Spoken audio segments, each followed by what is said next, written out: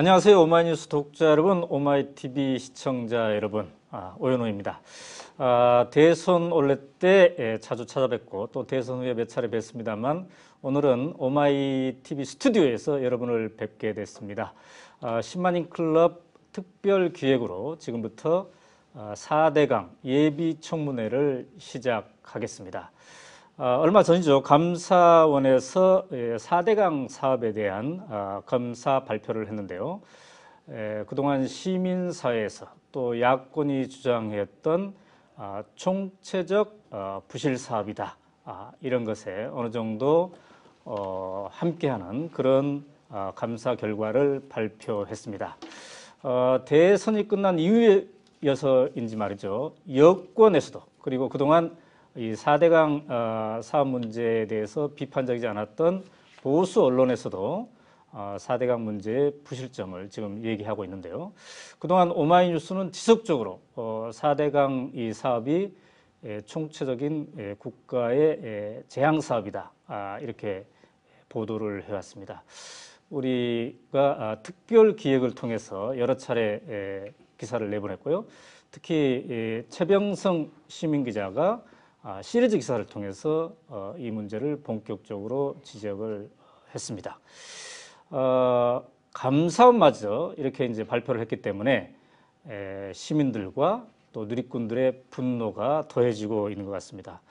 이렇게 국가적 재앙 사업에 대해서 누가 책임을 져야 할 것인가? 그리고 이러한 재앙 사업에 적극적으로 가담했던 인물들은 누구이며 또 그들에게는 또 어떠한 책임을 져야 될 것인가.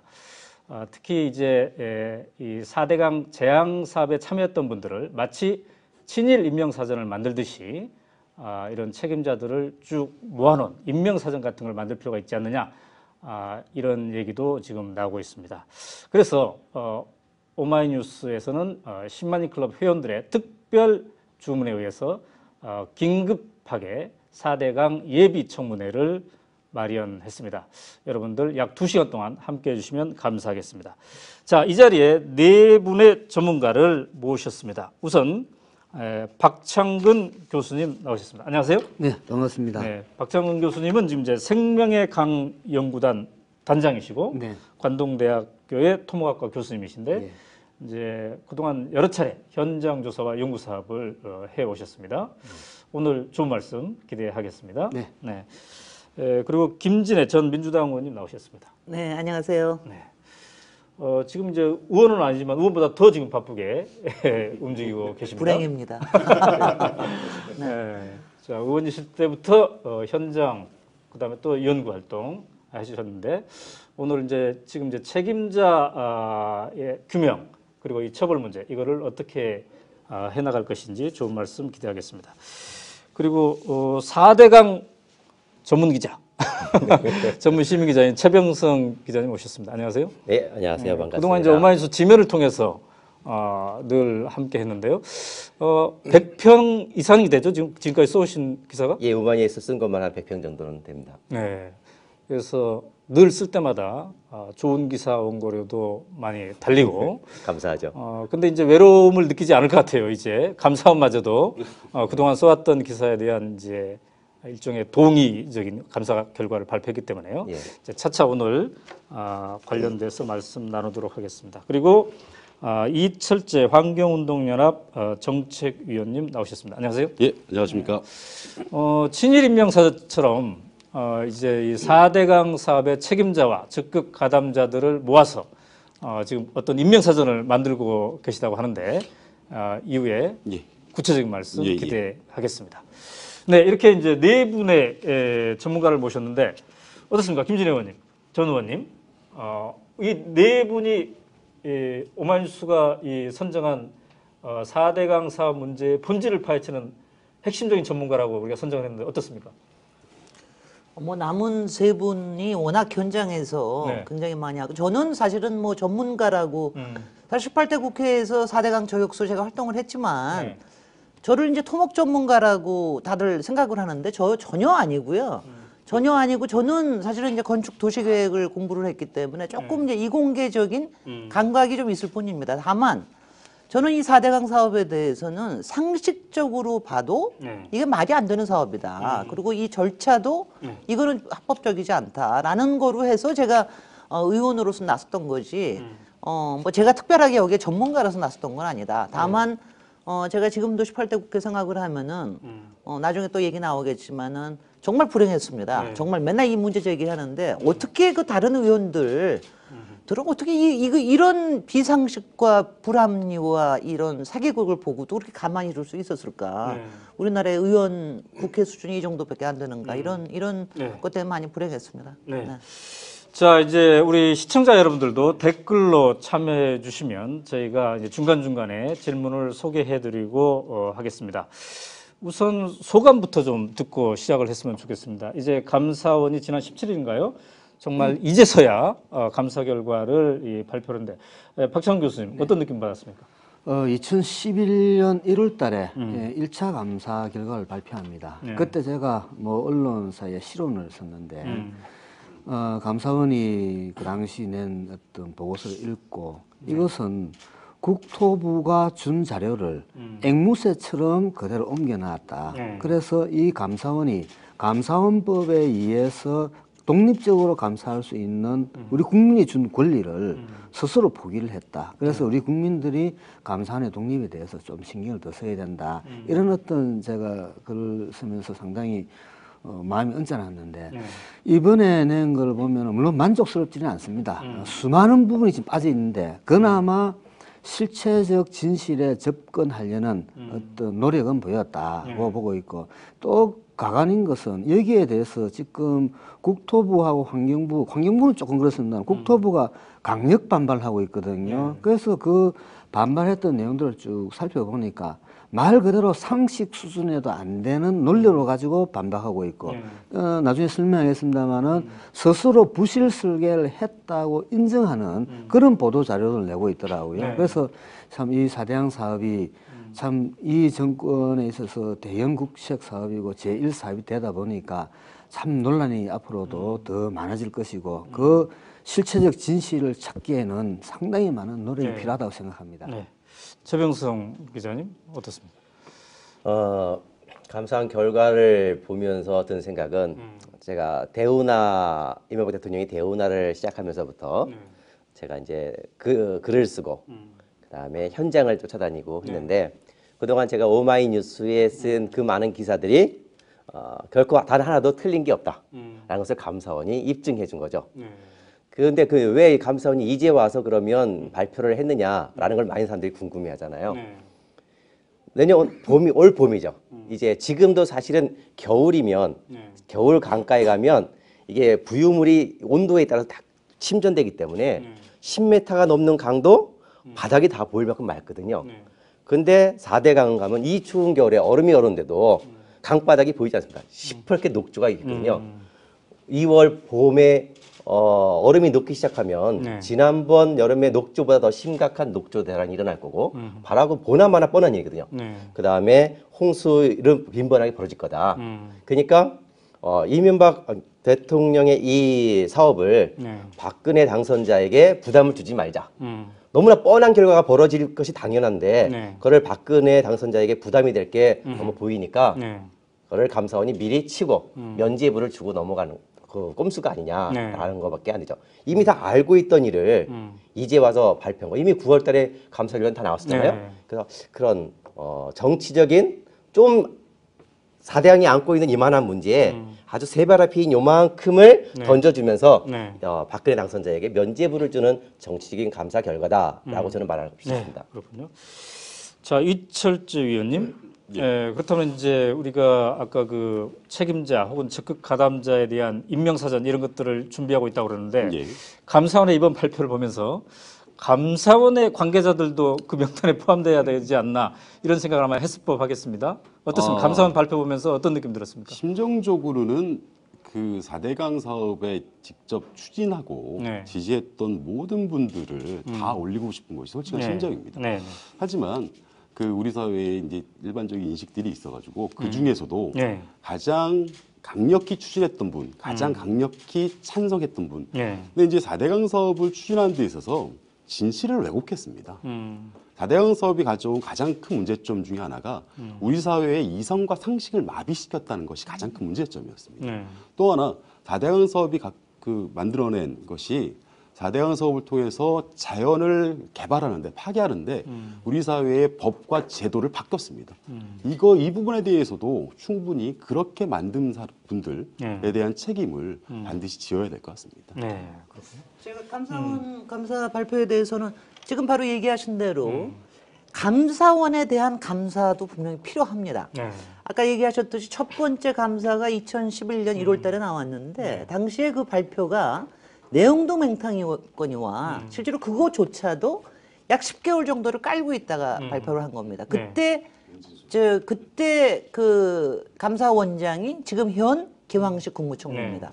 그리고 당시에 4대강 감사의 주심 감사위원이 이른바 이명박 대통령의 측근이라고 하는 은진수 감사위원이었죠. 그렇죠. 그래서 그때 한 10개월 정도를 깔고 앉았다 한 거기 때문에 바로 이런 문제가 벌써 있습니다. 이번에도 왜 이때 했을까? 일단 아마 국민들께서는 일단은 굉장히 놀라셨을 거예요. 그러니까 여태까지 우리가 쭉 제기해왔던 것에 상당히 큰 부분을 인정하는 거, 특히 이제 안전 문제, 붕괴 문제 이런 것까지 인정하는 게 굉장히 놀라시기도 했겠지만 사실은 또 많은 사람들이 왜 지금 할까라고 하는 거에 대해서 이거는 저는 이제 이 부분은 확실하게 좀 얘기를 짚어야 되겠습니다. 이번 감사원 결과에 대해서 지금 앞에서 말씀하신 대로 박근혜 정부가 지금 이명박 정부에도 좀 털고 넘어가기를 바란다라고 하는 거가 아마 분명히 이제 그거를 하나 깔아준다라고 하는 거를 이제 분명히 그 한 자락이 있을 거고요. 감사원으로서 면피하려고 그러는 게 분명히 있는 거죠.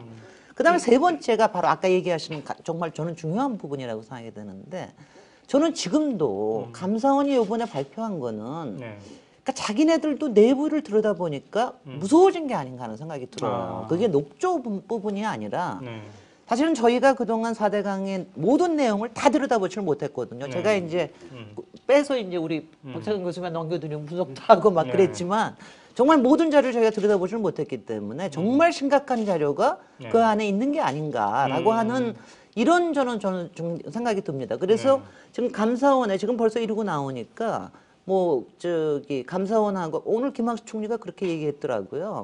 국무총리실에서 저 조사위원회 만들어 가지고 하겠다. 아니 당신이 책임지고 저거 한 거 갖다가 왜 나서는 거야? 지금 나가는 사람 지금 다 이 사람들은 다 나갈 사람 한 달이면 다 나갈 사람들이거든요. 이 사람들 그래서 바로 지금 왜 부분부터 확실하게 챙겨보는 게 저는 굉장히 중요하다고 생각이 듭니다. 알겠습니다. 자, 박창훈 교수님, 아까 이제 최병성 기자님이 이 4대강 사업 전체 문제 중에서 이번에 감사원이 지적한 것은 이제 부분에 불과하다 이랬는데 말이죠. 어떻습니까? 작년에 감사원이 처음 발표했을 때하고 지금 이번에 이제 17일 날 발표한 것에 이런 차이를 보면은 가장 핵심적으로 진전된, 그러니까 이 사업이 정말 문제가 있다라고 진전된 가장 핵심적인 건 어떤 겁니까? 네, 두 가지로 요약할 수 있습니다. 첫째는 이 4대강 사업 목적 자체가 수질 개선, 물 확보, 홍수 방어인데 물 확보는 사용하는 데가 없다고 얘기를 하고 있거든. 그러니까 이건 잘못된 거고 수질을 악화된 것은 뭐 대한민국 국민이면 이제 다 아는 겁니다. 그다음 홍수 예방도 이미 튼튼한 잘 돼 있는데 더 그 홍수 방어를 더 과잉으로 했거든요. 그것도 얘기를 했었습니다. 그러니까 이 4대강 사업이 가지고 있는 당초의 목적은 잘못 설정됐다, 허황된 목적이었다라는 것을 감사원 감사위에서 읽을 수가 있는데 이것에 대해서 감사원은 또 부정을 했거든요. 이 보도자료는 국토부가 하도 반발을 하니까. 그런데 그 행간의 뜻을 보면은 목적 자체를 다 부정했습니다. 잘못됐다고. 그다음에 두 번째는 이 4대강 사업을 진행하는 과정에서 우리가 사업을 하려고 그러면 설계해야 되겠죠. 다음에 공사해야 되겠죠. 그다음에 유지 관리해야 되지 않습니까? 이것 자체가 이 부실하게 됐다고 지적을 하고 있습니다. 일단은 이 댐을 보라고 규정을 하고 설계를 해버렸거든요. 그러니까 수문도 하중 조건, 물이 그러니까 수문이 있으면은 이게 물이 움직일 때 이게 움직이는 압력, 동압력이 엄청 세거든요. 이걸 무시해버렸어요. 그러니까 지금도 수문을 열어둘 수가 없습니다. 이런 어떤 근본적인 설계 잘못. 그리고 공사하는 과정에서 콘크리트 품질을 보장을 해줘야 되는데 그러면은 균열이 발생하지 않게 해줘야 되는데 네. 이것을 또 어떤 공사 현장에서는 자료를 조작하고 그래서 지금 콘크리트 품질이 지금 안 나오고 있거든요. 네. 그러니까 24시간 동안 365일을 CCTV 카메라 감시 하에서 공사를 하다 보니까 날림 공사가 될 수밖에 없는 태생적인 한계를 가지고 있었고 네. 이제 마지막으로 유지 관리도 보면은 그래서 하다가 바닥봉이 좀 유실되면 또 보강을 했는데 또 네. 무너지는 네. 이런 어떤 공사하는 과정에서도 설계, 공사하는 공사, 품질 관리, 그다음에 유지 관리가 제대로 네. 되지 않는 총체적 부실 사업이다라고 감사원은 분명히 밝히고 있습니다. 네. 자, 그러면 이제 오늘 우리가 타이틀을 예비 청문회 이렇게 했기 때문에 이제 핵심 책임자, 물론 뭐 이명박 대통령이 가장 큰 책임을 져야 되겠습니다만 핵심 책임자와 적극 가담자들을 한번 직접 우리가 거명까지 해가면서 한번 예비 청문회를 이제 할 텐데요. 후반부에 그걸 하기 전에 정말 이 국가적 재앙 사업이라고 하는 게 어느 정도 재앙 사업인지 이걸 이제 점검을 부분별로 좀 한 후에 그걸 하겠습니다. 우선 최병성 기자님께서 지금 이제 가장 시민들이 심각하게 느끼는 것은 보의 안전성 문제인데요. 지금 16개 보에 지금 그 감사원의 감사 결과를 바탕으로 한 것과 그다음에 그동안 쭉 취재한 거를 이게 보면 어느 정도 심각합니까? 조금 전에 네. 그 우리 박 교수님이 보의 수문이 그 수압에 대한 부분이 전혀 고려되지 않고 설계됐다라고도 네. 말씀하셨잖아요. 근데 사실 4대강 사업에서의 가장 큰 문제가 이제 안전이다. 뭐 붕괴될 수 있는 안전이다 할 수 있는데 네.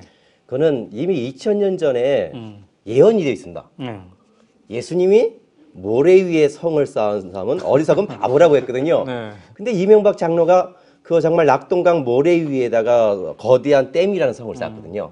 그 결과 사상누각이라 그러죠. 네. 모래 위에 아무리 지가 용을 써서 댐을 세운다 하더라도 바닥 보호구를 만들고 물바지공을 한다 하더라도 그 밑으로 계속 모래가 패어 나가는데 무너질 수밖에 없는 현실이다. 그러니까 이룰 수 없는. 그래서 저는 이렇게 이야기합니다. 4대강 사업이란 이명박 대통령의 허망한 망상에 의한 결국 일을 벌였고 그 망상이 재앙으로 국민에게 다가오고 있다. 그래서 4대강 사업이 홍수를 막는다. 이번에 신명필 본부장이 또 얘기했더라고요. 감사원 결과에 대해서 4대강 사업의 목적은 수질 개선이 아니라 홍수 예방이다. 홍수 이야기는 뒤에 또 하겠지만 홍수 예방이 아니라 엄청난 대홍수 재앙을 가져올 수 있는 물폭탄이다. 그러니까 지금 보호에 계속 균열이 가고 있고 부등치마하고 있고 뭐 바닥 보호에 균열 가고 가라앉고 있는데 그것이 어느 순간 터지면 정말 이명박 현대건설 사장이 연천댐을 세워서 결국 그 6년 만에 연천댐이 무너져서 연천 시내가 물에 잠겼던 것처럼 특히 그 경상도의 16개의 4대강 보호 중에 8개가 세어 있는 낙동강은 제일 또 땅이 모래라 취약하고 언젠가 무너질 경우 지금 당장이 아니도 올해 아니래도 분명히 무너지게 돼 있거든요. 그럴 경우 낙동강 주변 지역에 상상할 수 없는 대홍수 재앙을 가져옵니다. 지금까지 우리가 경험해보지 못한 홍수 재앙을 가져올 거다. 그래서 정말 지금 붕괴 위험이 굉장히 하루하루 심각해지고 있다. 어저께도 현장에서 연락이 왔는데 이 추운 얼음이 꿍꿍거리는 이 추운 겨울에도 낙담보 강물 속에 시멘트를 얼마나 다급하면 낙담보 20m로 강물 속에 콘크리트를 붓고 있었거든요. 그러니까 그만큼 이 겨울에도 감사 결과가 나온 상황에서도 보호 밑에 시멘트를 들이붓고 있다. 그래서 스스로 재앙을 인정하고 있는 거죠. 네, 박창원 교수님. 그동안 이제 이렇게 위험성에 대한 문제 제기를 하니까 소송도 당하고 그러지 않았습니까? 물론 이제 지금 그 혐의 없음 이렇게 지금 돼 있죠. 현재까지는. 하나는 저기 혐의 없습니다. 하나는 내일 저희 조사 또 경찰서에 그렇습니까? 어쨌든 이제 토목 학자이기도 하신데 지금 이제 언제든지 무너질 수 있다 이렇게 말씀하셨어요. 네. 도대체 이 심각성이 어느 정도이고 이대로 방치할 경우에 정말로 보가 무너집니까? 이게 뭐 당장은 무너지지 않습니다. 감사원 결과도 잘 보면은 이 행간의 뜻들이 몇 개 있는데 그 중에 직접 나타낸 것은 누수와 균열을 얘기하고 있거든요. 그러니까 누수와 균열은 준공도 되기 전에 누수가 생기고 균열이 됐다 하면 이거는 품질을 제대로 관리 못했다는 거거든요. 근데 그 보면은 균열이 발생했는데 허용치가 있는데 허용치를 초과한 균열이 발생했다 하고 있거든요. 그래서 그럼 이거는 이제 문제가 심각한데 문제는 그렇게 될 경우에는 내구인원이 예를 들어서 50년이다 그러면 2, 30년밖에 안 되겠죠. 줄어들게 되겠죠. 그런데 여기서 우리가 또 주목해야 될 것은 이 균열이 시간이 지남에 따라 폭이 넓어질 경우에는 보에 어떤 주저앉는다든지 이런 거 연결될 수가 있거든요. 그래서 이제 그렇게 이야기를 하면서 국토부에다 요구하기를 보의 안전성에 대해서도 별도로 근본적으로 재검토해라라는 얘기를 하고 있거든요. 그 얘기는 그래서 이번에 어젠가 그 감사원 그 최종 보고서가 나왔는데 제가 얼른 훑어보니까 사진을 찍어놓은 거 보니까 거의 누들누들 그 더덕더덕 뭐 거의 뭐 엉망이 돼 있더라고요. 그래서 그 사진만 몇 장만 보더라도 이 사업에 의해서 나타난 이 보가 그 당장은 무너지지 않겠지만 이 상태로 방치할 경우에는 장담할 수 없는 그런 게 있고 또 이번에 감사 결과에서도 보면은 16개의 보호 중에서 15개가 바닥 보공이 유실됐다고 되어 있거든요.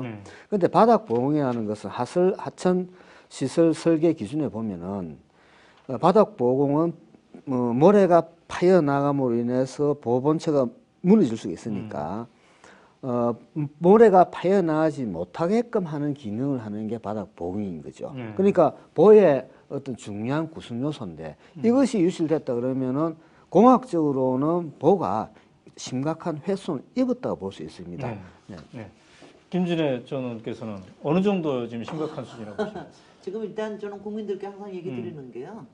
지금 당장 무너지는 건 아니니까 너무 우리가 막 무섭게 하면 안 된다고 이렇게 얘기를 드리고요. 다만 아시다시피 우리가 성수대교나 삼풍백화점 무너질 때 그 전에 사인들이 굉장히 많았습니다. 근데 이제 그 사인을 잘 봐야 되는데 지금 우리가 문제를 심각하게 생각을 하는 건 뭐냐면은 아직 뭐 완공 준공된 지 1년도 안 지냈다. 그런데 이렇게 문제가 돼 있다. 이런 쪽인데 제가 이번에 감사원 발표를 이번에 이렇게 감사원 발표를 보면서 아마 감사원은 굉장히 문제를 심각하게 보고 있는 게 아닌가. 뭐 아시다시피 이렇습니다. 물이라고 하는 게 참 무서운 게요. 이게 그러니까 항상 흐르고 그다음에 어디서나 흐르는 거 아닙니까? 그러니까 어디나 조금만 것만 터지면은 바로 터질 수 있는 건데 앞에 박창근 교수님이 얘기하시는 것 중에 균열 문제나 기초 문제도 얘기하셨지만 저는 사실은 제일 걱정하는 게 수문 걱정을 했어요. 저는 처음부터 수문 걱정을 했습니다. 수문이 굉장히 넓거든요. 한 40m쯤 되거든요. 근데 이 수문이 그 말하자면 수직 수평이 제대로 맞아야 수문이 열고 닫힐 수가 있는 거예요. 그래야지 물이 안 설 수가 있는데 이게 이제 지금 요번에 수문도 제대로 설계가 안 돼서 동역학을 우리 그때도 이제 물에 대한 동역학을 고려하지 않았다라는 것도 알겠거니와 만약 수문이 제일 먼저 하자가 날 수가 있는 부분이거든요. 그럼 거기서 하자가 난다. 생각해 보십시오. 끔찍한 겁니다. 물을 다 막고 있다가 그러다가 이제 홍수가 저기 돼서 물을 일부러 조금 빼야 되는데 이게 작동을 안 한다. 그러면 이제 거기서부터 압력이 걸려서 어디가 하나 터진다. 그러면 이제 그게 터지면 그거 하나만 터지는 게 아니거든요. 그 압력이 딴 데 이제 어딘가 이상한 압력을 가하기 시작하면 구조체도 문제가 되기 시작을 하는 거. 그러니까 이런 것 때문에 이게 말하자면 안 꾸고 싶은데 악몽이 꽂이는 게 이게 문제인 겁니다. 그렇기 때문에 지금 이제 그 국토부에서 얘기하는 것들이 그러니까 왜냐하면 저는 항상 이렇게 생각한 건 제가 좀 안전에 저도 삼풍백화점이나 성수대교에 있을 때 워낙 좀 무서웠던 적이 있어서 안전사고라고 하는 건 언제든지 있을 수가 있다는 걸 가정을 해가지고 해야 되거든요. 근데 그 부분을 가지고 지금 봐야 된다는 겁니다. 근데 그 부분을 과연 지금 국토부가 그걸 안전 체크를 할 수 있겠느냐. 거기다가 제가 지금 이 4대강 사업을 제가 사기 사업이라고 은폐 사기 사업인 게 뭐냐면 지금 모든 게 다 물 밑에 있어요. 그렇죠. 하나도 안 보입니다, 우리 눈에는. 근데 우리가 뭐 여러 가지 검사를 할 수 있지만 저는 사실은 제일 먼저 해야 될 거는 이 물 빼고 물 빼고 나면 지금 밑에 바닥 보호공뿐만이 아니라 콘크리트 범벅인 거, 균열인 거 다 보일 겁니다. 이거 모래 쌓인 것도 보이고 모래 파인 것도 보이고 다 보입니다. 이거 봐야 됩니다. 네, 좋은 지적이네요. 네.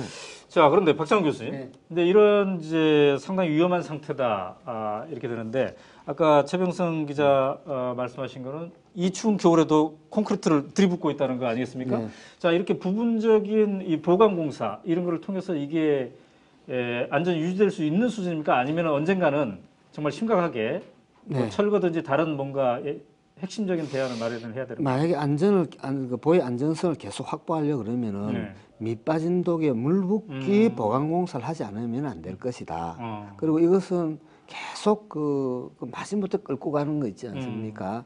그 계력이라 그럽니까? 뭐 이런 어떤 존재로 전락할 건데 왜 그런 얘기를 하는가 하는 게 이게 지금 댐 규모를 지금 보로 설계했거든. 이거는 옛날에 우리 김진애 의원님께서 그 당시 엄청나게 이 부분을 연구를 하셨어요. 외국 자료들 해가지고 그때 저도 많이 배웠는데 이게 이게 댐은 그 모래를 다 파내고 그 위에 콘크리트를 쳐가지고 올리거든요. 보는 이게 지금 이런 말뚝을 받고 이 위에 콘크리트 덩어리를 친다는 거죠. 그 사이에는 모래가 있는 거죠. 그렇죠. 그런데 이 댐이 그 보가 있으면은 콘크리트 덩어리죠. 엄청나게 무겁습니다. 그런데 모래가 일정 부분 이것을 받쳐주고 있거든요. 그런데 모래가 싹 쓸려 내려가면 어찌 될까요? 이게 하중을 못 견뎌가지고 기둥이 또 더 박히겠죠. 그렇죠. 그런 부등치마가 발생하거든요. 그래서 이와 같이 지금 그 근본적인 어떤 문제점을 가지고 있는데 하만보 사례를 들면 하만보 같은 경우에는 이제 하도 이제 문제가 되니까 모래 파이 나니까 레미콘 1000대 분량의 콘크리트를 밑에 퍼부었습니다. 이건 뭐 말 생각을 해보면은 엄청난 보강공사를 했는데 그게 작년 딱 1년 전에 그 했던 거고 그 뒤에 어느 정도 더 했는지는 자료를 우리가 못 구해서 못 보고 있습니다. 그리고 달성보와 강정보 같은 경우에는 모래가 다 파여나가지고 댐 본체가 있으면 여기에다가 아예 그냥 콘크리트 덩어리로 그냥 그거 다 했거든요. 그리고 다시 해서 그렇게 했음에도 불구하고 보의 안전성을 담보를 할 수 없다는 겁니다. 가장 큰 이유는 깜깜이 공사를 했다는 겁니다. 지금 저희들이 현장에 그 들어가 보면은 물속에 들어가 보면은 3cm, 5cm 앞을 못 봅니다. 이 너무 수질이 안 좋아가지고 그래서 잠수부가 딱 들어가면은 딱 가가지고 조금만 방향만 해버리면은 동서남북을 도저히 찾을 수가 없는 거죠. 그 상황에서 그 공사를 했다. 그것도 겨울에 했다. 그러면은 이거는 그 보강공사도 아예 부실로 하겠다고 선언을 하고 보강공사를 하고 있는가. 알겠습니다. 자, 한 지금까지 가지만 더 잠깐 조금 전에 그 김진애 의원님이 그 수문의 나중에 위험성을 말씀하셨잖아요. 그 국토해양부가 낙동강에 수문을 달면서 보도자를 낸 게 있습니다. 그 보도자료 보면 낙동강 강정보의 수문의 크기는 이렇게 자랑하고 있어요. 45m, 높이는 11m다. 근데 그 무게가 하나가 848톤입니다. 그러니까 지금 그 이명박 대통령은 그 운하라는 그걸 감추기 위해 보라고 썼습니다. 보라고 하면서 크기는 댐보다 더 크겠거든요. 근데 이 보도자를 보면 뭐라고 써 있냐면 댐이 아니라 보라고 이야기하면서 수문의 크기는 댐 소양강 댐 수문의 2.7배, 낙동강 강정보의 수문 하나가 소양강 댐보다 2.7배, 팔당 댐 수문의 1.8배로 더 크다라고 자랑하고 있어요. 결국은 보잘것없는 보라는 용어를 쓰면서 규모는 더 댐보다 크게 했고 그럼 수문 자체도 그 위험하게 더 댐보다 크게 2.8배, 3배로 했다. 이거는 결국 4대강 사업의 목적은 홍수나 뭐 수질 개선 이게 아니라 결국 변종문화. 나중에 배를 띄우기 위한 목적에서 결국 목을 감춰놓고 모든 걸 추진한 거다. 그래서 결국 그 위험이 바로 거기에 재앙이 거기서부터 싹 튼 거다라고 할 수 있는 거죠. 자, 지금까지 이제 보의 안전성에 대한 얘기를 나눠봤는데요. 이제 조금 다른 얘기를 좀 해보도록 하겠습니다. 수질 오염 문제를 얘기를 해보겠는데요. 어떻습니까? 이철재 위원께서는 이제 4대강 현장에 자주 방문해서 조사를 하기도 했을 텐데, 정부가 그동안 이명박 정부가 얘기한 것은 이 4대강 사업을 하면은 수질도 좋아질 것이다. 그러니까 환경적으로 더 좋아질 것이다. 이런 주장을 하지 않았습니까? 근데 뭐 앵무새 뭐 고장난 녹음기였죠. 뭐 그 이명박 대통령이 딱 4대강 사업 하면 수질이 좋아진다 하면 그 말씀이 교시처럼 쫙 전파가 돼서 모든 사람이 4대강 사업하면 수질 좋아진다. 4대강 만능론을 주장을 했던 분인데요. 좀 대표적인 사례, 수질 문제의 대표적인 사례가 아무래도 녹조 라떼라고 하는 그 부분인 것 같습니다. 지난 그 18일 날 유영숙 환경부 장관께서 감사원에 대해서 일부러 인정하면서 반박하신 내용이 그 4대강 사업과 상관없는 북한강에 독조가 생겼고 그리고 낙동강, 저희 남한강 쪽엔 피지 않았다라고 그 부분을 중점적으로 지금 반박을 하셨더라고요. 근데 이제 많은 전문가들이 얘기하시는 게 그거죠. 그 북한강은 오래지 않은 4대강 사업이 미래가 될 거다. 왜냐하면 북한강에는 청평댐, 무안댐 댐들이 너무 많아서 오염물질들이 여전히 누적돼 있고 네. 조건만 되면 얼마든지 녹조들이 발생할 수밖에 없기 때문에 낙동강 같이 녹조 현상이 발생할 것이다 얘기하고 있고요.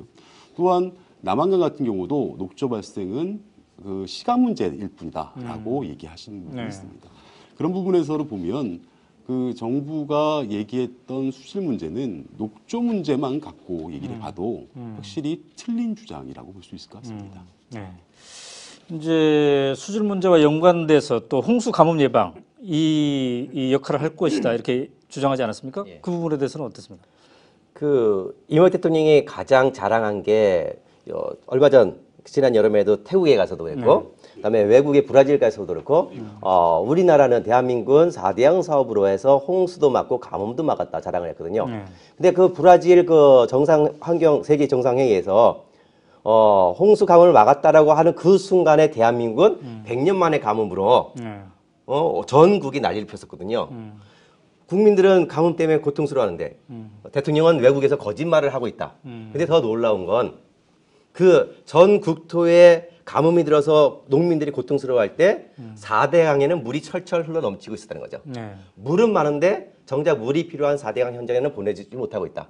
그리고 그 4대강에 가득 찬 물은 이렇게 녹색으로 썩어가고 있었다라는 거거든요. 그러니까 물은 많지만 물은 썩어가고 정작 물이 필요한 것은 물을 보내지 못하고 있다.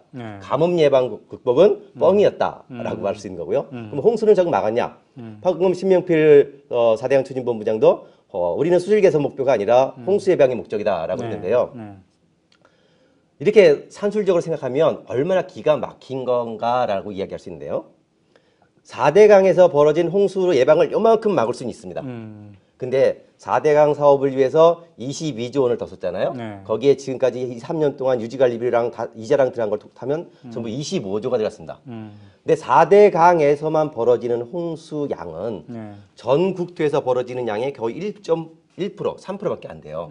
그럼 몇백억밖에 안 된다는 거죠. 그러니까 4대강에서 벌어지는 몇백억의 홍수를 막기 위해 25조라는 돈을 쳐박았다.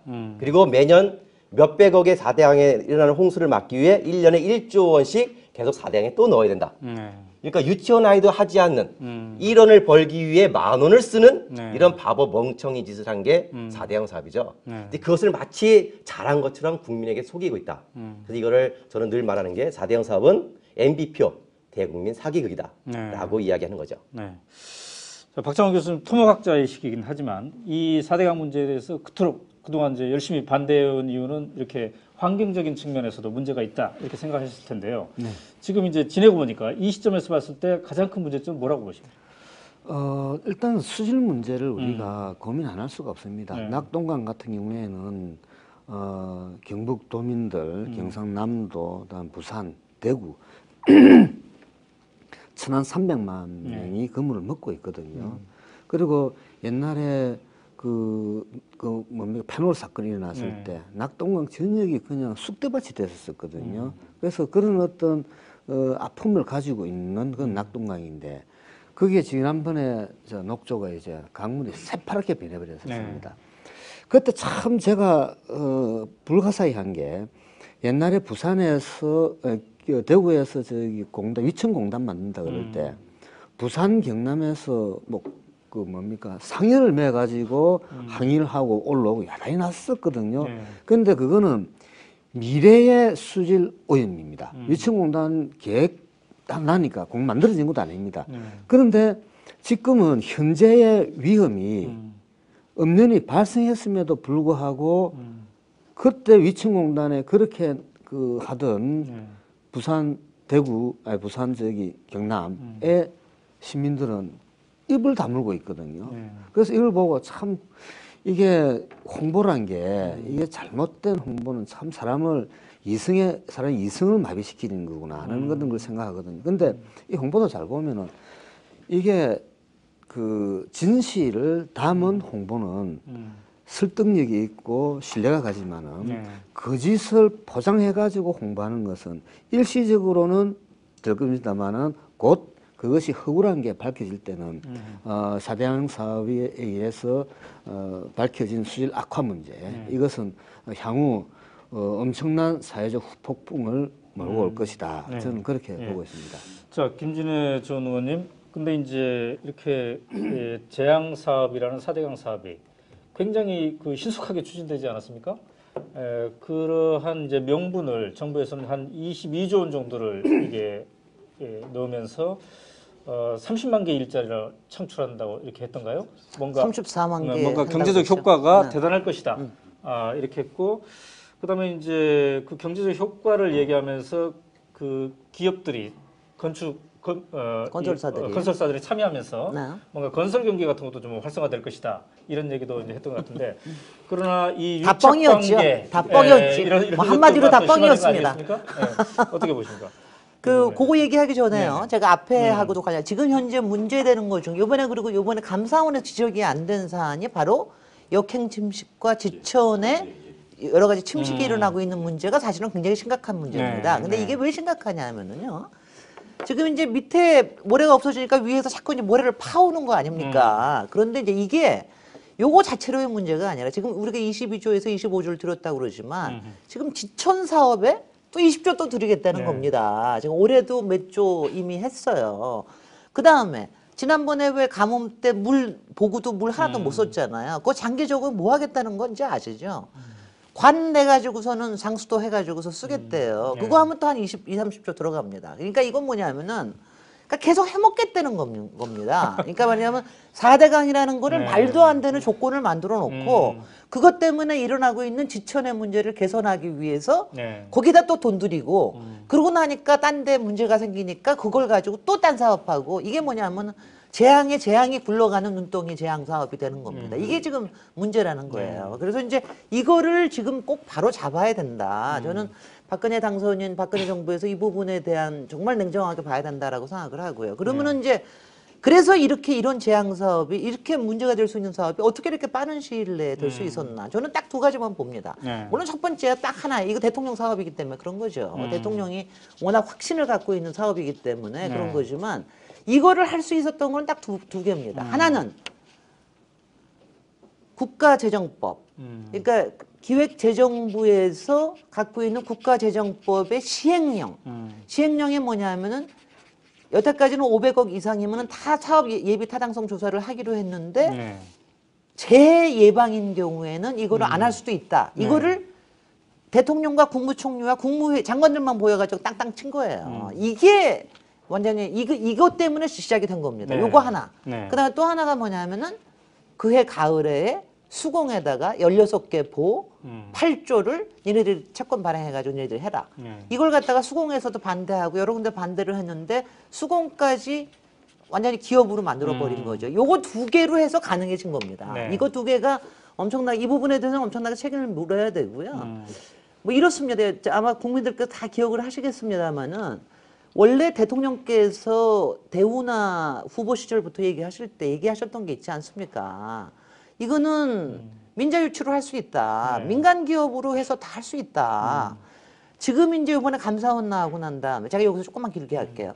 감사원 나오고 난 다음에 지금 부실로 몰아가고 그다음에 비리로 몰아가고 부패로 몰아가고 그러는데 이게 그렇게 하면 보면 절대 안 됩니다.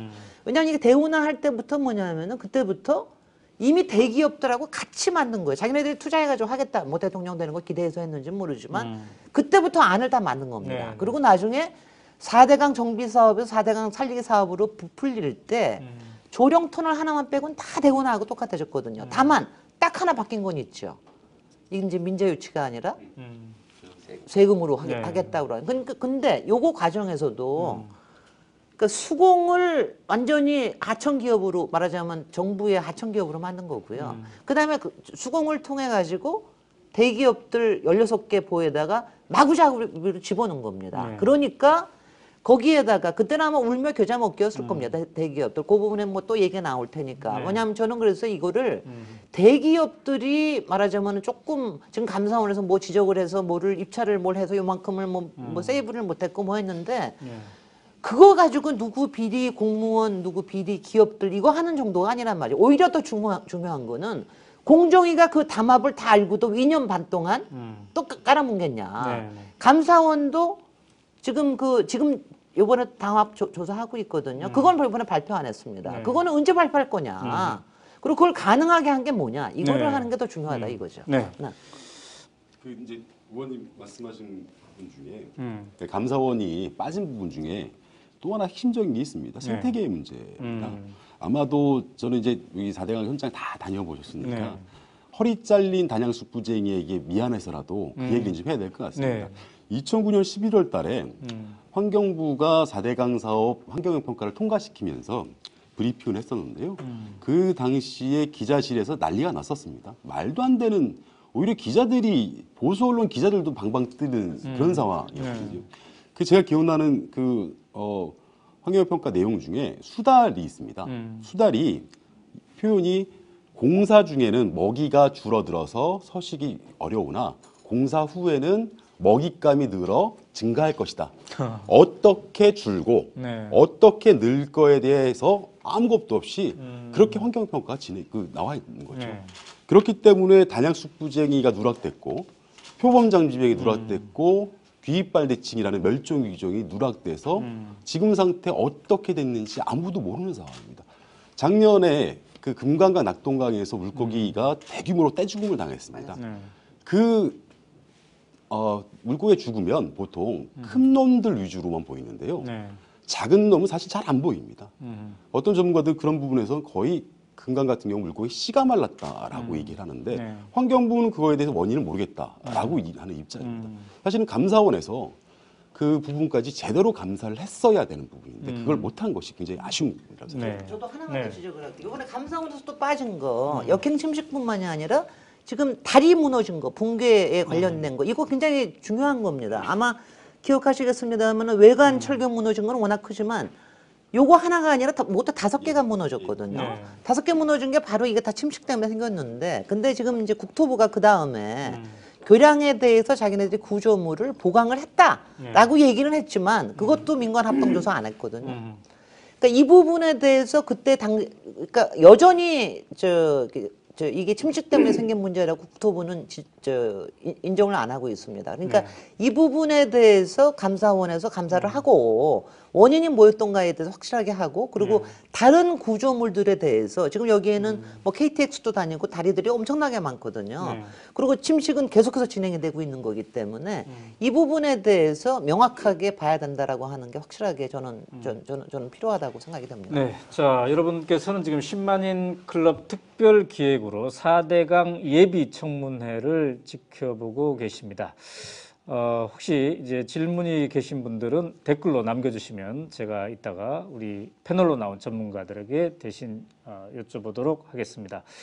자, 지금까지 이제 여러 가지 문제점들을 지적을 했는데요. 그렇다면은 이러한 4대강 사업이라는 국가적 이 재앙 사업에 대해서 제대로 우리가 이 책임자를 파헤내고 그다음에 이 책임을 묻기 위해서는 조사가 제대로 돼야 될 텐데 어떤 방법으로 조사를 하는 게 좋을 것인가. 우선 지금 감사원의 일종의 어떤 중간 조사라고 할 수가 있겠는데요. 그러나 이게 감사원에만 맡겨놔서는 안 되겠다 이런 여론이 이제 높아지고 있는데 앞으로 어떤 방법으로 조사를 해야 이 진상에 최대한 접근할 수 있을 것인지 일단은 박창훈 교수님부터 좀 이렇게 말씀해 주시죠. 네, 지금 일각에서는 이런 네. 얘기를 합니다. 이왕 만들어진 거, 그마 조금 손봐가지고 가면 어떻겠느냐. 네. 이런 얘기를 하는데 이것은 상당히 저는 무책임한 이야기고, 네. 그것은 우리 사회가 받아들일 수 없는 얘기입니다. 아. 그런 얘기를 주로 하신 분들은 이 4대강 사업에 대해서 적극적으로 홍보하셨던 일부 전문가들께서 그런 얘기를 많이 했습니다.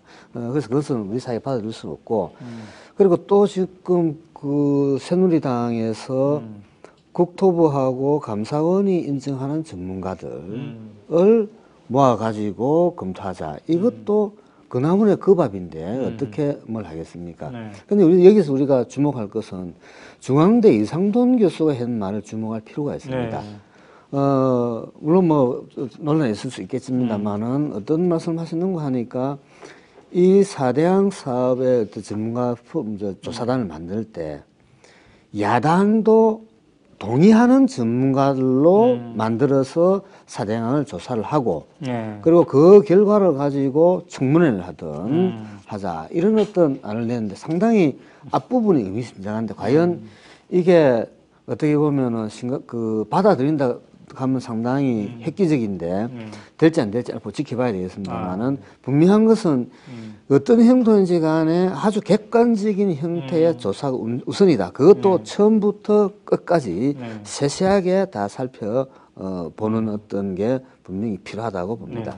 자, 최병성 목사님, 예. 이제 시민 기자로 오마이뉴스 시민 기자로 100여 편의 기사를 작년에만 썼는데 그동안 이제 외롭게 글을 쏘신 셈인데 이제 만약에 정부에서도 나서고 그래서 함께 조사를 한다면 어떤 방법으로 이게 조사를 해야지 가장 효과적일까요?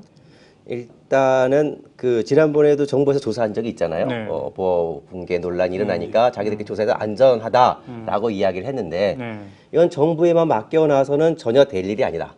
정말 그동안 4대강 사업이 문제 있다라고 지적한 우리 박창훈 교수님이나 김진애 의원이나 우리 이쪽에 전문가들이 같이 공동으로 참여한 이 자리에서 같이 들어가서 우리가 눈으로 직접 보고 조사해야 된다. 그 해야 되는 이유가 조금 전에 김진애 의원님이 잠깐 그 7국 외곽교 붕괴를 말씀하셨잖아요.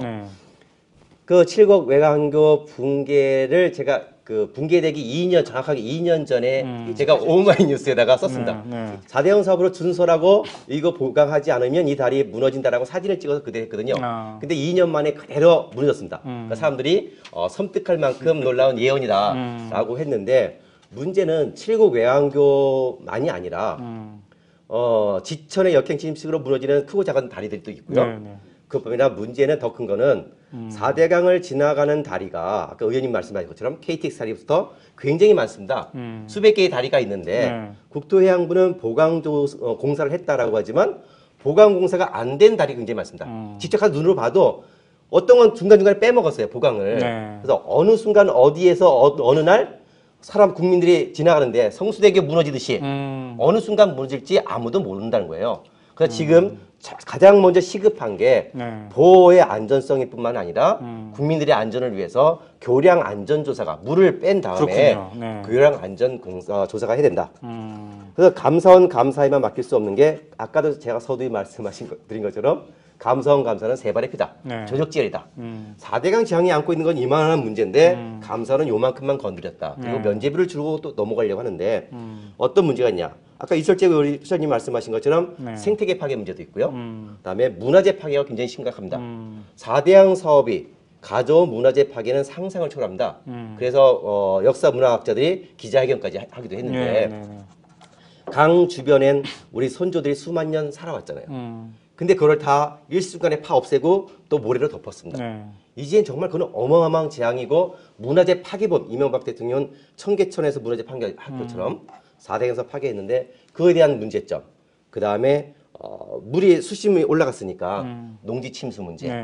그래서 크고 작은 문제들이 숨겨진 문제들이 굉장히 많다. 그래서 그거에 대해서 하나하나 4대강 사업이 가져올 재앙들에 대해서 목록을 전부 뽑아서 그에 대한 전문가들이 참여하는 정말 세심한 세밀한 조사가 된다. 그래서 중요한 것과 조금 급하지 않은 것을 따져가면서 정확한 조사를 해야 된다. 자, 지금 언급하신 것 중에 4대강 사업의 후유증으로 인해서 교량들이 지금 이제 부실해지고 있는데 그 중에는 KTX도 달리는 이런 상당히 섬뜩한 이런 이야기인데 자, 이런 것들은 이제 어떻게 총체적으로 제대로 시간이 걸리더라도 조사를 할 것인가? 김진애 의원은 어떤 방법이 조사 방법이? 그러니까 저는 투트랙으로 가야 된다고 생각을 합니다. 지금 국회에서 뭐 당장 청문회 국정조사 얘기가 나오는데 일단은 사실에 대한 것부터 확실하게 해놓고 난 다음에 그 다음에 청문회를 하거나 해야 되거든요. 그러니까 저는 이제 투트랙 조사는 두 개 해야 된다고 생각해요. 하나는 실태 조사. 지금 현재 정말 안전에는 어떤 문제가 있으며 수질에는 어떤 문제가 있으며 환경 상태에는 어떤 문제가 있으며 이거를 정확하게 지금 현재 실태를 보고 있는 겁니다. 그리고 그 부분에 대한 뭐 예측도 하고 여러 가지 해야 되겠죠. 또 하나는 진상조사입니다. 여기에 관련된 이른바 의사결정 구조들이 왜 이렇게 될 수밖에는 없었던 것인가? 왜 이렇게 22조가 3년 동안에 이렇게 될 수밖에 그렇죠. 없었던 것인가? 네. 이거에 대한 진상조사를 제도적인 점, 정치권의 문제 뭐 해가지고 다 이걸 해야 됩니다. 이 양쪽의 자료를 가지고 네. 이거를 공유를 하고 난 다음에 그리고 한쪽에 그 다음에는 이제 국토부는 지금 당장 몇 달 동안 안전은 계속 신경을 써야 되는 거죠. 네, 네. 그렇게 하고 난 다음에 그 다음 일 얘기를 해. 그 다음에는 이제 책임 묻고 네. 하는데 이걸 말이죠. 여태까지 국회에서 뭐 하듯이 청문회 해가지고 뭐 한 몇 개월 한다든가 국정조사 한 6주 정도, 2달 정도 해가지고 한다. 말이 안 되는 얘기거든요. 이거 실태조사만 제대로 하는데도 상당한 비용 들여서 해야 됩니다. 제가 18대 국회에서 제가 정말 분통이 터지는 게 뭐냐면은 이렇게 큰 엄청난 과제를 하나의 법도 없이 시행해버렸다는 거예요. 예산만 가지고 맨날 날치기 해서 했다는 거예요. 그 다음에 한 번도 조사위원회를 안 했습니다. 국회 전체로서 뿐만이 아니라 국토해양위, 담당되는 국토해양위에서도 조사위원회를 안 했습니다. 이게 말이 안 됩니다. 그러니까 이거는 그래서 끊임없이 또 문제가 생길 때마다 조사위원회 꾸리자야 했는데 이거는 정확하게 저는 뭐 이 부분은 그럼 조사위원회를 어디서 꾸릴 것이냐. 그러니까 뭐 지금 여러 가지 말이 있지 않습니까? 저는 뭐 근본적으로 국토부, 환경부 믿을 수 있겠습니까? 믿으시겠어요? 지금 관변 연구기관 믿을 수 있겠습니까? 하나도 못 믿잖아요. 그래서 저는 그래서 지금 총리실에서 한다는데 총리실 김황식 총리가 나선다는 건 뭐 말도 안 되는 얘기고요. 그다음에 총리실이 나선다는 뜻은 바로 또 부처가 나선고 거기에 감사원까지 다 포함된다는 얘기이기 때문에 저는 그거는 안 되고 저는 그래서 여전히 뭐 두 가지 옵션이 있다고 생각을 합니다. 여기에도 하나는 국회에서 꾸리는 거. 저는 그래도 국회는 여야가 있기 때문에 그리고 여러 가지 의견들이 모여질 수가 있기 때문에 국회에서는 예산도 저기를 할 수가 있고 그래서 국회에서 하는 거. 또 하나는 지금 이제 4대강 범죄위에서 저기를 하는 것처럼 별도의 특별법을 만들어서 완전히 하는 거. 뭐 이거 두 가지 중에 하나 하는 건 적어도 객관성이나 공정성을 할 수 없다고 생각을 합니다. 자, 이철재 위원님께서는 어떻게 생각하시나요? 지금 이제 시민사회에서도 그동안 진상조사를 위한 이런 연합단체 같은 게 있지 않았습니까? 뭐 4대강 범대위, 4대강 복원을 위한 범대위 등등이 활동을 했었고요. 이제 다시 근본적인 질문 아까 대표님 말씀하신 질문 들어오면 최 목사님도 말씀하셨던 것처럼 작년 2월달에 4대강 민간 점검단이라고 해서 국토부가 구성을 했어요. 그 당시 상황이 계속해서 그 보호의 댐의 안전성에 논란이 있으니까 당시 새누리당 이상돈 의원도 비대위원도 문제 제기를 하고 해서 구성을 했는데 보니까 다 4대강 사업에 적극적으로 찬동했던 인사들만으로 구성을 했던 겁니다. 즉 무늬만 점검단이라는 거죠. 아마도 아까 김재룡 의원님 말씀하신 것처럼 지금 상황에서 국토부와 환경부에게 맡기면 또다시 무늬만 점검단이 될 가능성이 매우 높은 상황이라고 생각하고요. 그런 측면에서 개인적인 생각과 포함되면 저는 개인적으로 이제 4대강 회복과 상생을 위한 특별법을 제안을 합니다. 어쨌든 간에 상처를 입은 것이 4대강입니다. 그렇다면 회복의 관점이 필요하고요. 그리고 또한 그 생명이 사람과 강 속에 있는 생명들이 함께 하려면 상생의 관점들이 필요한데 이런 것들을 통해서 4대강 진상조사위 뭐 등등도 함께 할 수 있는 방안이 있지 않을까 싶습니다. 그 부분은 제가 좀 얘기를 드리면은요. 그 상생과 재생, 복원, 재자연화 이 부분에 대한 부분은 사실은 지금 그건 대안이거든요. 근데 대안에 대해서 처음부터 우리가 공감을 하고 시작할 수는 없습니다. 그래서 저는 지금 일단은 아니 정말 제가요 지금 여기서 조금 제가 왜냐하면 저도 아니 왜냐하면 제가 그래도 이공계 출신입니다. 제가 근데 이공계 출신이라고 해서 제가 뭐 그렇게 공학을 잘 아느냐 하면 그렇지는 않습니다. 근데 왜냐하면 이건 이거예요. 좀 합리적으로 세상을 보자 이거죠. 이게 뭐냐면은 제가 4대강 사업을 많이 반대를 하니까 사람들이 왜 이렇게 반대를 하냐 그러는데 나는 내가 특별하게 공학적인 내가 저기 있어서가 아니라 공학적으로 그러니까 공학적으로 분명히 문제가 있을 수 있는 거는 한번 테스트를 해봐야 된다. 그러고 나서 보험 적용을 해야 되는데 이것도 한 번도 안 해보고 해버린 거 아닙니까? 그러니까 이런 부분에서는 합리성을 가져야 된다 이거죠. 그래서 지금 저는 솔직히 저는 뭐 최병석 목사님이나 많은 분들이 뭐 폭파 해체, 뭐 16개 보의 폭파 해체, 또 재자연화 뭐 이 부분에 대해서 그러니까 너무 당연시 여기면서 하는 거에 대해서는 저는 그거에서부터 시작하는 건 조금 문제가 있다. 오히려 조금 말하자면 지금 실태와 진상을 확실하게 보고하는 것이 네, 잠깐만요. 네. 자, 지금 이제 우리가 조사를 어떻게 해야 될 것인가에 대한 얘기를 나누고 있습니다만, 지금 전화로 하승수 변호사가 연결이 됐습니다. 녹색당 공동운영위원장을 겸하고 계시는 분인데요. 이제 문제는 우리가 어떻게 책임을 지울 것인가하고도 이게 연결이 되지 않겠습니까? 그래서 잠시 하승수 변호사와 통화를 한번 하도록 하겠습니다. 변호사님 안녕하세요. 예, 안녕하세요. 네, 지금 이제 어디 밖에 계시는 것 같은데요. 예, 예. 아, 수업 중이시군요. 아닙니다. 예, 시민단체 활동가들 상대로 교육 중에 있습니다. 아, 그렇군요. 네. 자, 저희가 지금 이제 앞으로 4대강 이 재앙 사업에 대해서 어떻게 진상 조사를 할 것인가를 얘기하고 있는 중이었는데, 조사를 한 다음에 이제 책임을 지어야 되지 않겠습니까? 그랬을 때 어떤 방법으로 책임을 지울 수가 있을 것인지를 먼저 좀 말씀해 주시면 좋을 것 같아요. 특히 그 핵심적으로 이명박 대통령이 최종 책임자라고 할 수가 있겠는데, 어떻습니까? 그렇습니다. 이게 뭐 사실 4대강 사업을 밑에 실무 공무원들 몇 사람 뭐 처벌하거나 징계해줘가지고 뭐 책임을 물었다고 할 수가 없지 않습니까? 그래서 결국 몸통이라고 할 수 있는 건 실제로 정책을 결정했던 뭐 대통령이나 청와대 이런 데 있던 사람들인데요. 그 사람들에게 사실 책임을 물을 수 있는 건 이제 형사상 책임이 있고 민사상 책임이 있을 겁니다. 뭐 퇴임한 대통령에게 무슨 뭐 징계를 할 수도 없고 그런 거기 때문에 그래서 이제 형사상 책임을 묻기 위해서는 이번에 얼마 전에 뭐 저기 민주당의 박기춘 원내대표도 이야기를 하셨던데 사실 궁극적으로는 특별검사 같은 게 필요할 거라고 봅니다. 이게 독립적인 수사기관에서 수사를 해서 이 사건에 대해서 조사를 할 필요가 있는데 근데 조사를 할 때 저는 중요한 게 이 사건 자체를 통으로 좀 봐야 될 것 같다라는 생각을 합니다. 이게 4대강 사업이라는 걸 통으로 보면 이게 22조 원짜리 배임 사건이거든요.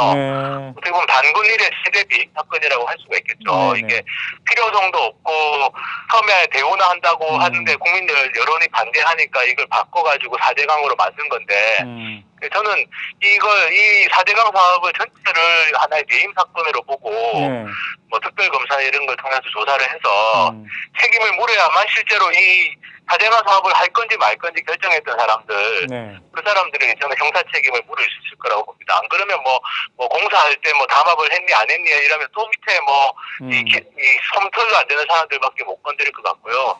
몸통을 건드리려면 어쨌든 이걸 통으로 22조 원짜리 배임 사건으로 우리가 봐야 될 것 같다. 배임 사건? 네. 예, 배임 사건으로. 이거는 뭐 국가의 업무를 보는 이 대통령이나 이런 뭐 중요한 정책 결정자들이 최소한의 그 자기 의무를 위반한 거지 않습니까? 이게 안 되는 사업이고 필요 없는 사업인 걸 알면서 이걸 강행한 거기 때문에 이거는 저는 배임 사건으로 봐야 될 것 같고요. 그래서 만약에 그게 이제 진상이 규명이 된다면 민사상으로 어쨌든 책임을 물어야 될 거다. 민사상으로도. 그래서 저는 좀 그런 차원에서 이걸 좀 접근해야 되지 않을까라는 생각을 해봅니다. 근데 현직 대통령이긴 한데 말이죠. 지금 이명박 대통령이.